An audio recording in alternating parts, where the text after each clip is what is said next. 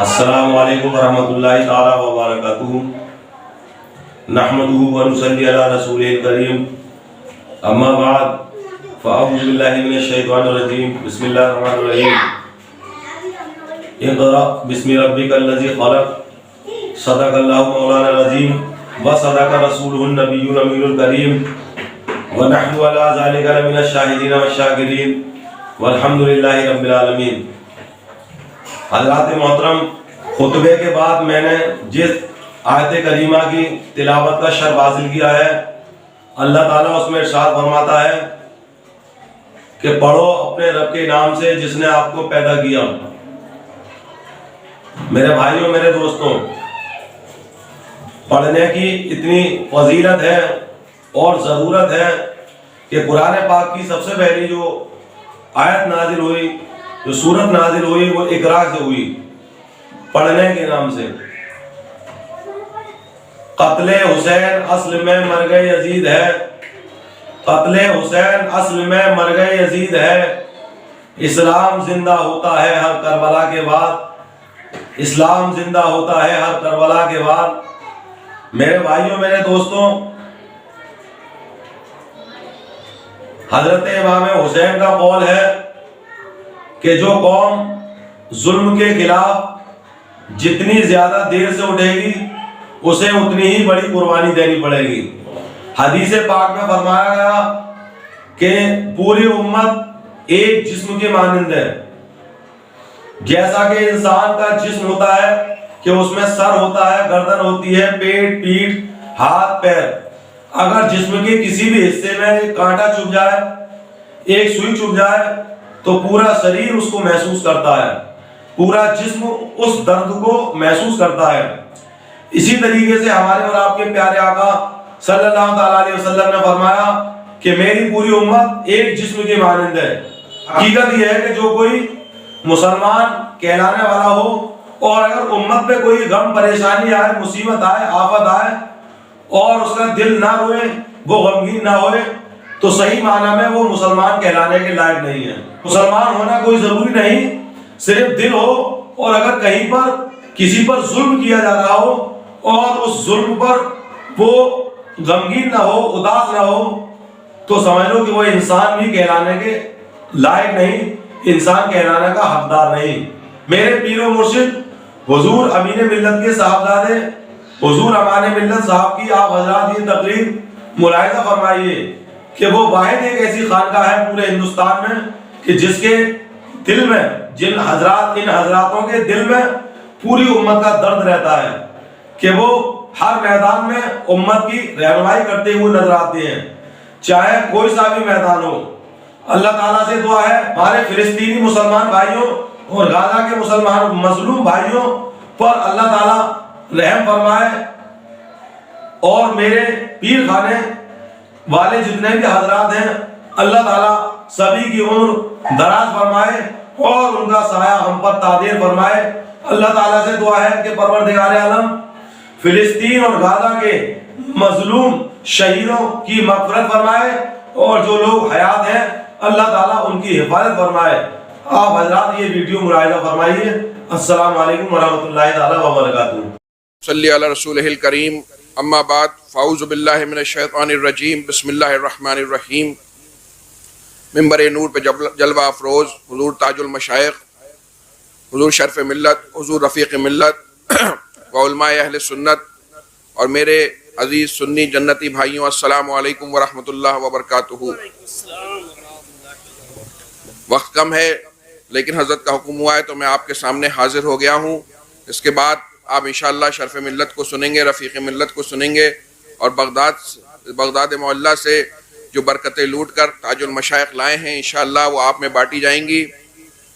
حضرات گرامی، احسن العلماء کا کل سے ہم ذکر سن رہے ہیں۔ ماشاءاللہ یہ قادری محفل اتنی خوبصورتی سے سجی ہوئی ہے۔ کبھی ہم عاشق غوث کا ذکر سنتے ہیں، کبھی غوث کا ذکر سنتے ہیں، اور الحمدللہ اپنے دل کی دنیا کو بدلتے جا رہے ہیں ماشاءاللہ۔ آج کل جو حالات چل رہے ہیں، ہر مسلمان کا، بلکہ میں کہوں گا کہ ہر انسان کا دل جو ہے بہت غمگین ہے۔ کوئی بھی اگر نیوز آتی ہے تو دیکھتے ہیں کہ کس قدر سے عالم اسلام میں کیا حالات ہوئے ہیں، کس طریقے سے ہمارے مسلمان بچوں کو، مسلمان بھائی بہنوں کو چار دیواری میں گھیر کر قتل عام مچایا گیا ہے اور ظلم کے پہاڑ توڑ دیے گئے ہیں۔ اوپر سے کیمیکلز کی بارش کی جا رہی ہے، اسپتالوں میں بم برسائے جا رہے ہیں، اور وہ سب آپ کے سامنے ہیں جو حالات ہیں کہ اگر کوئی بھی صاحب دل ہے اس کے لیے مسلمان ہونا ضروری نہیں، بلکہ اگر کوئی بھی انسان ہے تو وہ اس کے آنکھیں خون کے آنسو رو رہی ہیں۔ خود جو لوگ اس قوم سے تعلق رکھتے ہیں، جس قوم کے لوگ یہ ظلم کر رہے ہیں، وہ لوگ خود پورے یورپ میں آ کر کھڑے ہو چکے ہیں اور اس کے خلاف مستقل مظاہرے کر رہے ہیں کہ اب اس ظلم کو روک دیا جائے۔ یہ امتحان 70 سالوں سے ہمارے ان بھائیوں کا چل رہا ہے، لیکن وہ اہل ایمان مضبوطی سے اپنے ایمان کے ساتھ اپنے حق کے لیے مقابلہ کیے جا رہے ہیں۔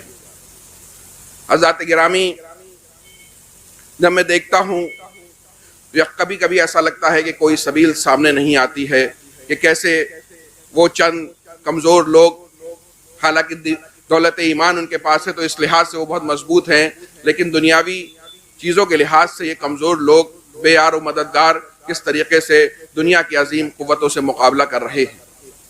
پھر یہاں پر میں نے بہت سوچا تو مجھے احساس ہوا کہ اگر کم وقت ہے، اگر ہم چند باتوں پر عمل کر لیں، خصوصاً اس وقت ہمارے لیے مجھے لگتا ہے اگر ہم علم حاصل کریں تو یہ ہمارے لیے اس وقت سب سے اہم بات ہے۔ پوری دنیا کے مسلمانوں کے لیے سب سے ضروری ہے کہ وہ علم حاصل کریں۔ حضرات گرامی، خانقاہ برکاتیہ کا نعرہ ہے کہ آدھی روٹی کھائیے اور بچوں کو پڑھائیے، آدھی روٹی کھائیے، بچوں کو پڑھائیے اور سب سے پہلے فرض علوم سکھائیے۔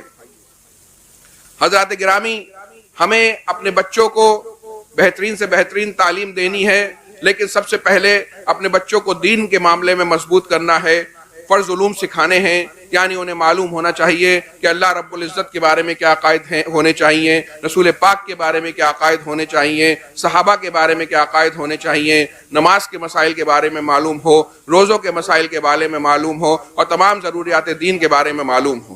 اس کے بعد مجھے لگتا ہے کہ ہماری سب سے اہم ضرورت ہے وہ یہ ہے کہ ہم علم دنیا کو بھی حاصل کریں، کیونکہ یہ دنیا ہمارے لیے پیدا کی گئی ہے اور یہ دنیا تبھی صحیح چل سکتی ہے جب اس کی قیادت وہ مسلمان کرے۔ ایک پورے عالم میں نہ جانے کتنے 100 سالوں تک اس دنیا کی قیادت وہ مسلمانوں کے ہاتھوں میں رہی، پھر ہم نے علم کو اپنے ہاتھوں سے چھوڑا تو اس کے بعد یہ دنیا میں ہمارا جو حال ہے وہ آج ہم دیکھ رہے ہیں۔ حضرات گرامی، ایسے علماء کی دور رس نگاہیں دیکھ رہی تھیں کہ علم دین اور علم دنیا کی کتنی اہمیت ہے، تو انہوں نے اپنے شہزادوں کو ضرور علم دین سکھانے کے بعد علم دنیا حاصل کرنے کے لیے بھیجا، اور آپ نے دیکھا کہ ان کے شہزادوں نے کس طریقے سے محنت کر کے علم دین کے بعد علم دنیا کو حاصل کیا، اور کس طریقے سے آج وہ اہل سنت کی ہر فیلڈ میں قیادت کر رہے ہیں۔ کہیں ہمیں جامعہ اصول البرکات نظر آتا ہے، کہیں جامعہ البرکات نظر آتا ہے، کہیں مہریرہ پبلک اسکول نظر آتا ہے، کہیں قاسم البرکات نظر آتا ہے، اور کئی سو مدارس اور کئی اسکول ایسے ہیں جو ان کی زیر نگرانی چل رہے ہیں۔ تو میں آپ کو یہاں پہ یہ پیغام دینا چاہتا ہوں کہ اپنے بچوں کو علم دین کے ساتھ ساتھ علم دنیا میں بھی بہت مضبوط کریں۔ ہم دعا پڑھتے ہیں کہ ربنا آتنا فی الدنیا حسنۃ وفی الآخرۃ حسنہ، اور ہمارے شجرے کا شعر ہے کہ دین و دنیا کی ہمیں برکات دے، برکات سے عشق حق دے، عشق انتماء کے واسطے، تو ہمیں دین بھی حاصل کرنا ہے اور دنیا بھی حاصل کرنی ہے۔ حضرات گرامی، ہمیں اپنے بچوں کو بہترین دنیاوی تعلیم بھی دینی ہے، ہمیں اپنے بچوں کو سائنٹسٹ بھی بنانا ہے اور انجینئر بھی بنانا ہے، وکیل بھی بنانا ہے، اور انہیں لیڈرشپ میں بھی اتارنا ہے، ہمیں اپنے بزنسز کو بھی مضبوط کرنا ہے۔ یہ وقت ایسا ہے کہ اس وقت اگر ہم نے مقابلہ نہ کیا، ہم نے بہترین سے بہترین تعلیم حاصل نہ کی، اگر ہم نے اس وقت کو برباد کر دیا، تو میرے استاد کہا کرتے تھے اسکول میں کہ this time you are wasting the time and the time will come when the time will waste you۔ تو اگر یہ وقت اگر آپ نے برباد کر دیا تو ایک وقت وہ آئے گا کہ وقت آپ کو برباد کر دے گا۔ تو جتنا بھی جو بھی حالات ہیں، ہر انسان اپنی حیثیت کے حساب سے بہترین سے بہترین اعلیٰ سے اعلیٰ تعلیم سے اپنے بچوں کو مزین کرے، اور کیونکہ ہمیں اپنی مساجد کی اگر حفاظت کرنی ہے، اپنے مدارس کی حفاظت کرنی ہے، اپنے خانقاہوں کی حفاظت کرنی ہے، اپنے بزنس کی حفاظت کرنی ہے، اپنی جان کی حفاظت کرنی ہے، اپنے ایمان کی حفاظت کرنی ہے، تو ہمیں دنیاوی طور پہ بھی مضبوط ہونا ہوگا۔ آج ہم دیکھتے ہیں کہ مخالف قوم جو آج ہمارے بھائیوں پہ یہ ظلم کر رہی ہے، وہ دنیا کے تمام بڑے پروڈکٹس اور تمام بڑی جو ہیں ایپس اس کے ہاتھ میں ہیں، اس کا 5.5% وہ صرف اپنی ریسرچ میں لگا دیا کرتی ہے اور اس کے عوض میں وہ پوری دنیا پہ کنٹرول کیا کرتی ہے۔ نہ جانے کتنے اسلامی ملک ہیں وہ جو ہاتھ باندھے اور سر جھکائے وہاں پر کھڑے ہوئے ہیں، جبکہ یورپ میں تو لوگ مظاہرے کر رہے ہیں، لیکن ہمارے بے غیرت اسلامی ملک جو ہیں وہ ہاتھ باندھے کھڑے ہوئے ہیں اور کوئی جو ہے ایکشن نہیں لے پا رہے ہیں۔ اس کی وجہ یہ ہے کہ ہم لوگ ٹیکنالوجی کے طور پہ اور علم کے طور پہ اتنے کمزور ہو گئے ہیں کہ ہمت نہیں ہے کہ ظالموں سے آنکھ میں ڈال کے بات کیا کر سکے، بلکہ ایک جملہ بھی ادا کر سکے اس کی بھی ہمت نہیں ہے۔ تو حضرات گرامی، ہمیں اپنے بھائیوں کے لیے دعا کرنی ہے۔ دعا بہت بڑا ہتھیار ہے۔ ہمیں بیت المقدس میں رہنے والے اپنے بھائیوں کو ہر نماز میں اور دل سے ان کے لیے دعا کرنی ہے کہ اللہ تعالیٰ انہیں اس پریشانی سے نجات دلائے۔ دوسرا، جہاں تک ہو سکے پروڈکٹس کی پوری لسٹ آ چکی ہے، ان کے پروڈکٹس کا بائیکاٹ کریں۔ کچھ نہیں کر سکتے، کم سے کم ہو سکتا ہے آپ کے بائیکاٹ سے کوئی بہت بڑا اثر نہ پڑے، لیکن ریسرچز بتاتی ہیں کہ جو بائیکاٹ موومنٹ پوری دنیا میں چلتا ہے اس سے ان کے بزنس کو بہت نقصان ہوتا ہے۔ یہ بڑی بڑی صہیونی کمپنیاں جو ان کی بومبنگ کو سپورٹ کرتی ہیں، کم سے کم آپ کے پاس پوری لسٹ موجود ہے، کم سے کم اپنی زندگی بھر میں یہ بات طے کر لیں کہ ہمیں اس کمپنی کے پروڈکٹ کو نہیں لینا ہے۔ اگر کوئی سبیل نکلے تو ہمارے بھائیوں کے لیے کچھ ڈونیشن بھی بھیجیں وہاں پر، تاکہ ان تک آپ کی مدد پہنچ سکے۔ اور حضرات گرامی، اپنے دین میں بہت مضبوط ہوں۔ اس وقت ہماری سب سے بڑی دولت ایمان ہے اور ایمان کو بچانا جو ہے وہ سب سے اہم ہے۔ آج دنیا کی مختلف طاقتیں واٹس ایپ پہ، فیس بک سے ہمارے بچوں کے ایمان چھیننے کی کوشش کر رہی ہیں۔ ایسے گیمز بنا دیے گئے ہیں کہ جب انہیں بچے کھیلتے ہیں تو سب سے پہلے انہیں جا کر کسی جگہ پر اپنا سر جھکانا ہوتا ہے، تب جا کے انہیں وہ مصنوعی پاورز ملتی ہیں تاکہ اس سے آگے گیم کھیل سکیں۔ ایسے بچوں سے دین چھینا جا رہا ہے۔ اس وقت ہمیں اپنے گھروں کے ماحول کو بہت دینی بنانے کی ضرورت ہے۔ اپنے گھروں میں دین کا ماحول قائم کریے، اپنے بچوں کو ضروری علم دین دیجیے، اپنے بچوں کی بہترین تربیت کیجیے، انہیں دینی اور دنیاوی علوم میں قابل بنائیے۔ آج ہمیں اپنے بڑے ڈاکٹروں کی بھی ضرورت ہے، ہمیں اپنے سائنٹسٹوں کی بھی ضرورت ہے، ہمیں اپنے کیس لڑنے کے لیے، اپنی مساجد کی حفاظت کے لیے اپنے بہترین وکیلوں کی بھی ضرورت ہے، ہمیں قیادت کے لیے اپنے پولیٹیشنز کی بھی ضرورت ہے، ہمیں اپنے ایجوکیشن کے ماہرین کی بھی ضرورت ہے، ہمیں اپنے مینیجرز کی بھی ضرورت ہے۔ حضرات گرامی، کل مدرسہ نظامیہ کا ذکر ہو رہا تھا۔ ہم وہ قوم ہیں کہ جس کے ایسے مدرسے ہوا کرتے تھے کہ ان مدارس میں 18 ہال ہوا کرتے تھے۔ ایک ہال ایسا ہوا کرتا تھا کہ اس ہال میں 10,000 لوگ ایک وقت جمع ہو جایا کرتے تھے۔ بتائیے آج ہمارے پاس پورے عالم اسلام میں کتنی ایسی یونیورسٹیاں یا کیسے ایسے مدارس ہوں گے جس میں ایک ہال میں 10,000 لوگ ایک وقت جمع ہو جائیں۔ حضرات گرامی، ہمارے مدارس میں علوم دینیہ کے ساتھ ساتھ جو ہے گھڑ سواری بھی سکھائی جا رہی ہوتی تھی، تیراکی بھی سکھائی جا رہی ہوتی تھی، تیر اندازی بھی سکھائی جا رہی ہوتی تھی، مختلف زبانیں جو کہ زبانیں عرب نہیں تھی، پرشین بھی سکھائی جا رہی ہوتی تھی، یہودیوں کی زبان بھی سکھائی جا رہی ہوتی تھی، سنسکرت بھی سکھائی جا رہی ہوتی تھی۔ ہماری لائبریریاں ایسی ہوا کرتی تھی قرطبہ میں اور جو ہے بغداد میں، اور دوسرے عربوں نے ایسی لائبریریاں قائم کر رکھی تھی، ایسی درسگاہیں ہم نے قائم کر رکھی تھی کہ پوری دنیا سے لوگ پورے یورپ سے وہاں پڑھنے آتے تھے۔ یورپ کے بادشاہ ہمارے خلیفاؤں کو خط لکھتے تھے، ہمارے وائس چانسلروں کو خط لکھتے تھے کہ میرے بیٹے کو بھی اپنی درسگاہ میں جگہ دے دیں، اور وہ وہاں سے سفارش لے کے آ کے ہمارے یہاں پڑھا کرتے تھے۔ پوری دنیا میں ہمارے سفیر پھیلے ہوا کرتے تھے۔ جہاں پر کوئی بڑا عالم ہوتا تھا اس کو خلیفہ جو ہیں اپنے دربار میں بلا لیا کرتے تھے اور ہماری درسگاہوں کی زینت بنا دیا کرتے تھے۔ کئی دنیا میں کوئی بڑی کتاب لکھی جاتی تھی تو اشرفیہ لے کے ہمارے لوگ پھیلے رہتے تھے، وہ ان کتابوں کو خرید کے لے آیا کرتے تھے۔ بڑے علماء سے بڑی کتابوں کے ترجمے کرائے جاتے تھے۔ علماء اکرام کو سونے سے تول دیا جاتا تھا ان کے کاموں کے بدلے میں۔ یہ علماء کی عزت تھی۔ ہمارے ایک شہر میں 70 لائبریریاں ہوا کرتی تھی، ہماری تمام مساجد میں، مدارس میں لائبریریاں ہوا کرتی تھی۔ ہم وہ پڑھنے والی قوم تھے کہ ہماری ایک لائبریری میں 18 لاکھ کتابیں ہوا کرتی تھی، 22 لاکھ کتابیں ہوا کرتی تھی، 6 لاکھ کتابیں ہوا کرتی تھی۔ بتایا جاتا ہے کہ قرطبہ میں ہماری ایسی لائبریریاں تھیں کہ جن کے کیٹالوگ صرف 44 جلدوں میں تو ان کے کیٹالوگ آیا کرتے تھے۔ یعنی کوئی اگر طالب علم جو ہے اس زمانے میں کمپیوٹرائز تو نہیں تھا، اگر کوئی کتاب کو حاصل کرنے کے لیے جائے تو 44 جلدوں میں کیٹالوگ ہے، اس میں وہ کتابیں ہیں 6 لاکھ یا 12 لاکھ، ان کو پہلے اس کا نام دیکھے اور جا کے اپنی مرضی کی کتاب لے لے۔ خلفاء اگر دیکھا کرتے تھے کہ کسی مخالف کے پاس کوئی بہت بڑا دنیاوی عالم ہے تو اس کو یہ تک ہوا ہے کہ ان سے کہا ہے آپ وہ عالم ہمیں بھیج دیں اور اس کے بدلے میں ہم آپ کو زندگی بھر کے لیے امان دیتے ہیں۔ ہم نے علم کی اس طریقے سے قدر کی ہے. یہ وہ قوم تھی جس نے علم کی قدر کی تھی, پھر دنیا نے ہماری قدر کی تھی. یورپ کے بادشاہوں کے شہزادے ہمارے یہاں کے علم دنیا حاصل کیا کرتے تھے, علم دین حاصل کیا کرتے تھے. پھر دھیرے دھیرے ہم علم دین سے دور ہوتے چلے گئے, علم دنیا سے دور ہوتے چلے گئے, اور آج ہمارا یہ حال ہے کہ ہمیں جو ہے بم برسایا جا رہا ہے. مطلب کوئی بھی عقل والا دیکھے کہ ایک جگہ پہ گھیر کے, خود ہی کی زمین پر گھیر کے اس طریقے سے ظلم کیا جا رہا ہے, اور اس کے علاوہ کوئی ہمارا جائے, بلکہ اتنے بے غیرت ہو چکے ہیں کہ جو اپنے آپ کو حرمین شریفین کا ٹھیکیدار مانتے ہیں, وہ دنیا کی مشہور رقاصاؤں کو بلا کر اپنے یہاں کانسرٹ کر رہے ہیں. بغل میں بھائیوں کے یہاں جو ہے بھائیوں کے یہاں بم گرایا جا رہا ہے, اور وہ نالائق کانسرٹ کر رہے ہیں اور اس کے مزے لے لیے جا رہے ہیں. کہ ایسی بے غیرت قوم کیسے ترقی کر سکتی ہے؟ حضرات گرامی, اس وقت امت مسلمہ پہ ایک بہت اہم وقت آیا ہوا ہے. ہمیں اپنے دین کی بھی حفاظت کرنی ہے اور اپنی دنیا کی بھی حفاظت کرنی ہے. ہمیں اپنے وقت ایک ایسی اہم چیز ہے کہ اگر آپ کو, جیسے میں نے بتایا, میرے استاد بھی کہا کرتے تھے, اگر آپ نے اپنے وقت کو برباد کر دیا تو یہ وقت آپ کو برباد کر دے گا. ہمیں اپنے ایک ایک لمحے کو سنبھال کے رکھنا ہے, اس کا اچھا وہ کرنا ہے. ہمیں جو ہے فیس بک اور ٹویٹر اور واٹس ایپ پہ گھنٹوں نہیں گزارنے ہیں اور ان کی غلامی نہیں کرنی ہے, بلکہ ہمیں اس لائق بننا ہے کہ ہم یہ چیزیں بنا سکیں, یہ ایپ ہم بنا سکیں, ہمارے پروڈکٹس ہوں. کیا بات ہے دنیا میں کہ ہمارے پروڈکٹس دنیا میں کیوں نہیں اتنے عام ہوئے ہیں؟ آج کوئی آدمی امریکہ میں بیٹھتا ہے اور اس کا پروڈکٹ جو ہے افغانستان میں بک رہا ہے, اور اس کے چند لوگوں کی کمپنی ہے, اور پروڈکٹ افغانستان میں بک رہا ہے, ہندوستان میں بک رہا ہے اور نیپال میں بک رہا ہے. ہمارے پروڈکٹس کیوں نہیں ترقی کر پاتے؟ کیوں ہم اسلامی طریقے سے, ہم ایمانداری سے تجارت کیوں نہیں کرتے؟ کیوں ہم بہترین نیت سے تجارت نہیں کرتے؟ ہمیں اپنی نیتوں کو صاف کرنا ہوگا, اپنے معاملات کو صاف کرنا ہوگا. آج ہم دیکھتے ہیں کہ ہماری نظر رہتی ہے کہ ہم اپنے بھائی کے مال کو کسی طرح لوٹ کھسوٹ لیں. 50 لاکھ کا اپنے بھائی کا مال مارے بیٹھے ہوئے ہیں, اور 11ویں شریف جو ہے وہ بغداد میں کر رہے ہیں, اور 12ویں شریف جو ہے مدینے میں کر رہے ہیں. یہ کیسی تمہاری 11ویں اور 12ویں ہے کہ اپنے بھائی کا حق مارے ہوئے ہو, اس کا بزنس برباد کر رہے ہو, اور سوچ یہ رہے ہو کہ میری 11ویں قبول ہو جائے گی, میری حاضری قبول ہو جائے گی. یہ جان لو کہ اگر تم نے کسی سے ادھار لوٹانے کی نیت سے لیا ہے تو اللہ تمہاری مدد فرمائے گا, اور اگر تم اس کا قرض لے کے چلے گئے تو تمہارے لیے بڑا جی کا جنجال بن جائے گا.